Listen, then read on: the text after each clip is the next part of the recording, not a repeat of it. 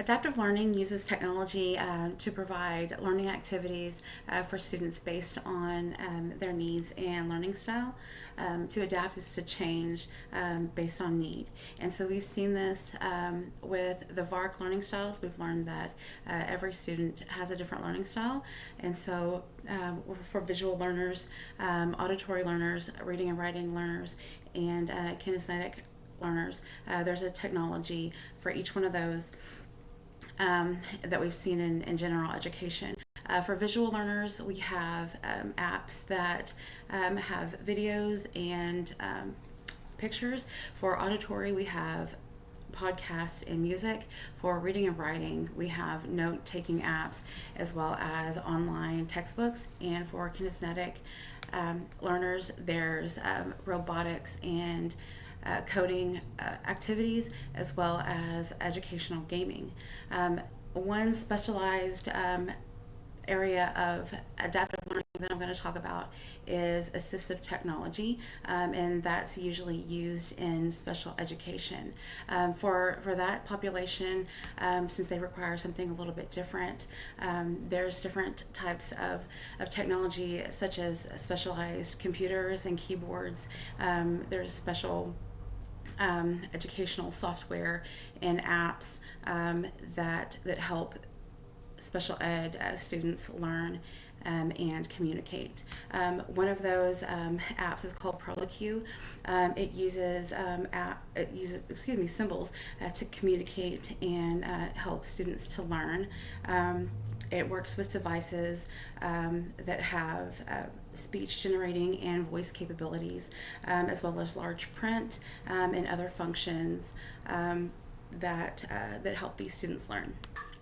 One thing that I found interesting and a little bit surprising about this type of adaptive learning is that usually when you think of education, you think of teachers, gen ed or sped teachers, but there's a whole group of professionals that help get these students the things that they need to help them to learn.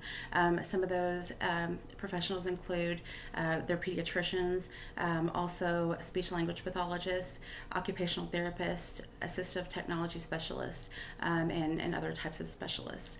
And one concern that parents usually have, since a lot of this can be a little overwhelming and technology is expensive, is the cost of these types of devices. And so with that, the school systems usually will cover the cost of these students' needs, especially if they have an IEP in their special education. Also, government programs such as Social Security and Medicaid will cover the cost of these devices and apps and things like that, especially if they have been prescribed these by a doctor. And the same goes for private health insurance as well. I found my sources in several different places. One being the Assistive Technology Industry Association website, as well as Very Well Mind website, the ProLQ website, and also Reading Rocket. In conclusion, adaptive learning really is just so necessary because in order for students to learn, they need to find ways to adapt to their specialized learning styles. And so with that, the special ed population is just a group of students that really needs a different type of adaptive learning, which, like I mentioned before, comes with assistive technology. And why I chose to do my video on adaptive learning and assistive technology is just because I have such a heart for the special education population. There are some misconceptions that people believe about assistive technology. People believe that it gives an unfair advantage, but it really doesn't. It just gives students the ability to be on the same playing field as other students.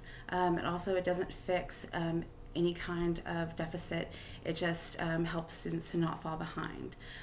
Also, student success is usually felt like you have to have student training in order to for them to do well, but it's more the teachers that need to be trained so they know which areas to target.